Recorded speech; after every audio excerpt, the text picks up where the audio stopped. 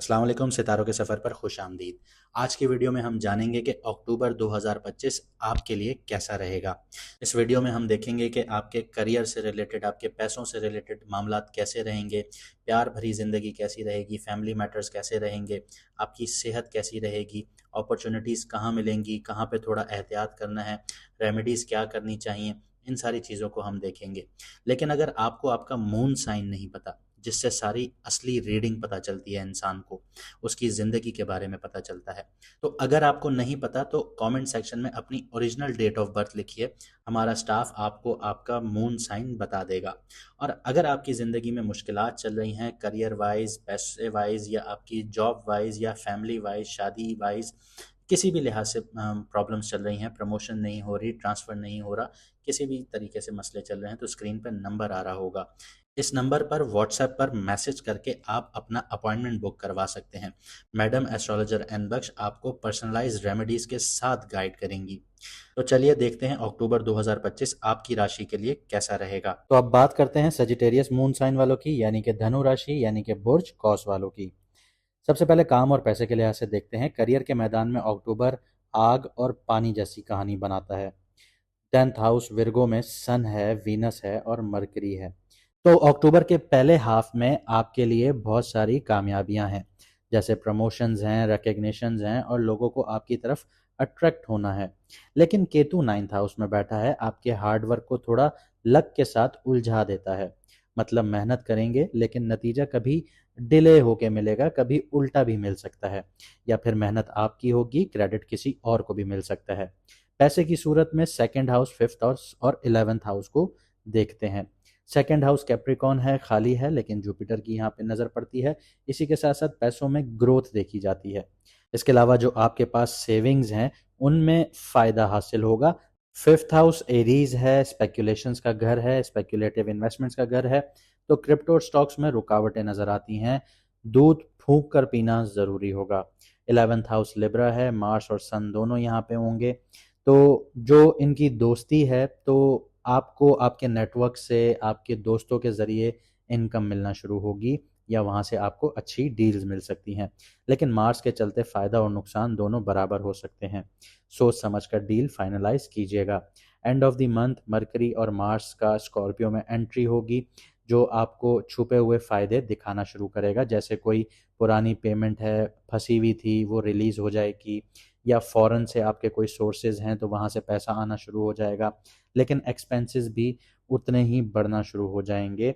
यहाँ पे ख़ासकर हेल्थ या ट्रैवल से रिलेटेड आपके एक्सपेंसेस बढ़ना शुरू हो जाएंगे। आगे बढ़ते हैं, प्यार और रिश्तों की बात करते हैं। तो मोहब्बत के मैदान में जुपिटर का जेमिनी से कैंसर में ट्रांजिट करना, यानी उच्च राशि में आना, यानी एग्जॉल्टेड पोजीशन पर आना, यानी शर्फ पर आना, सबसे बड़ा टर्निंग पॉइंट है। महीने के शुरुआत में जुपिटर जो है वो आपके 7th हाउस में होगा 18 अक्टूबर तक, यानी पार्टनरशिप्स में समझ और बैलेंस नज़र आएगी। सिंगल्स के लिए नए रिश्ते बने होंगे और कमिटेड लोगों के लिए मिसअंडरस्टैंडिंग जो है वो सॉल्व करने का वक्त होगा।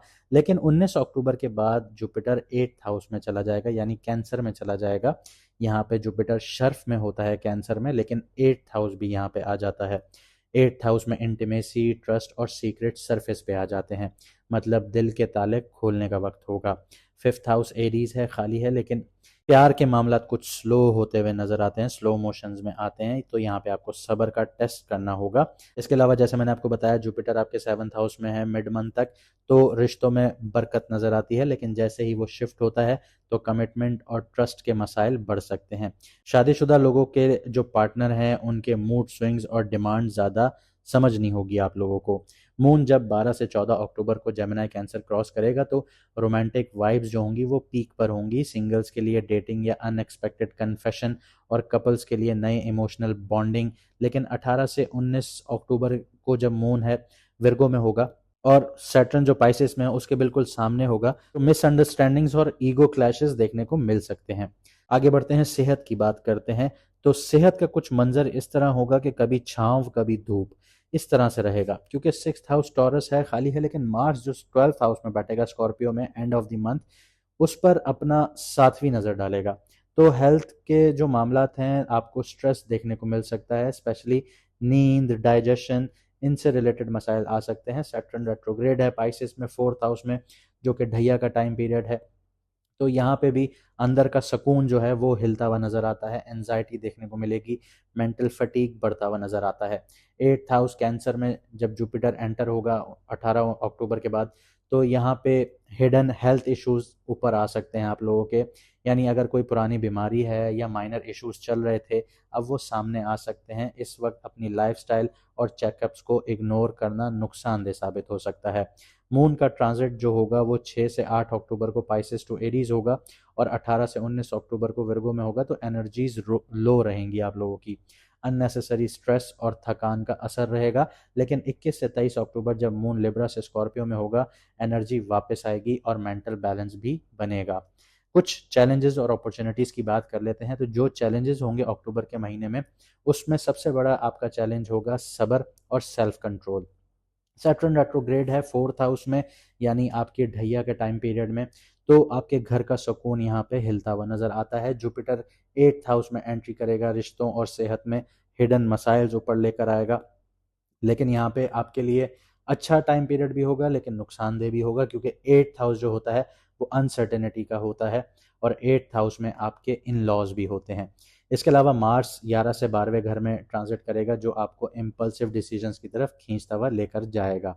अपॉर्चुनिटीज़ यहाँ पर छुपी हुई हैं। करियर में सन और वीनस आपकी मेहनत को स्पॉटलाइट में लेकर आते हैं। 11th हाउस नेटवर्किंग से आपको पैसा और नई दोस्तियां बनती हुई नजर आएंगी और यहाँ से आपको मुनाफे नजर आएंगे, आपको डील्स नजर आएंगी। और जुपिटर कैंसर में जैसे ही एंट्री करेगा तो स्पिरिचुअल ग्रोथ और अंदर से ट्रांसफॉर्मेशन देखने को मिलेगा। रेमेडीज की बात करते हैं। हर वीक किसी ज़रूरतमंद को खाना खिलाइए, ये सबसे बेहतरीन रेमेडी है आप लोगों के लिए। अपने दिन की शुरुआत ग्रेटिट्यूड से कीजिए, 3 छोटी छोटी चीज़ें लिख लीजिए, ऊपर वाले का शुक्र अदा कीजिए। डेली 15 मिनट वॉक कीजिए या मेडिटेशन कीजिए, इससे आपका स्ट्रेस कम होगा। ओवर थिंकिंग के वक्त अपने जो थॉट्स हैं वो लिखना शुरू कीजिए, जिसको जर्नलिंग कहते हैं, इससे आपको क्लैरिटी मिलेगी। अक्टूबर 2025 आपके लिए एक आईना है जो आपको आपकी असली शक्ल दिखाएगा।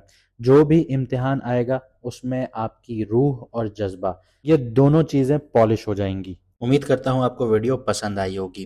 वीडियो को लाइक शेयर सब्सक्राइब ज़रूर कीजिए। मिलते हैं अगली वीडियो में सितारों के सफ़र पर।